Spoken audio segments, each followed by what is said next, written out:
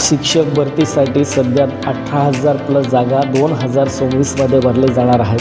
त्याच्यात पात्रता काय असेल, CTT TET नसेल पास आऊट तरी तुम्ही त्या ठिकाणी कॉन्ट्रॅक्ट बेसवरती तुम्ही त्या ठिकाणी सिलेक्शन होणार आहे तुमचं आणि काम करू शकता.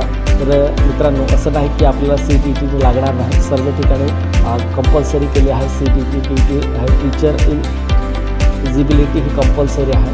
पण काही आता कॉन्ट्रॅक्टवरती का भरले जात आहे, कारण वॅकन्सी भरपूर आहे आणि विद्यार्थ्यांचे नुकसान होत आहे, त्याच्यामुळे ही भरती केली जात आहे. असं नाही की आपल्याला CTT आणि TET द्यावं लागणार नाही, असं नाही, सर्वांना कंपल्सरी आहे. आपल्याला सर्व बांधवांना रिक्वेस्ट आहे, तुम्ही अभ्यास करत असेल तर करा, 100% करा आणि आपल्या जे कॉन्ट्रॅक्टवरती येत आहे त्या भरतीसाठी सुद्धा ॲप्लिकेशन अप्लाय करा. मला जर कसं अप्लाय करायचं माहिती नसेल तर या व्हिडिओमध्ये तुम्हाला सर्व काही माहिती देणार आहे. या चॅनलवरती तुम्हाला सर्व काही माहिती मिळणार आहे. फक्त चॅनल सबस्क्राईब करून ठेवा.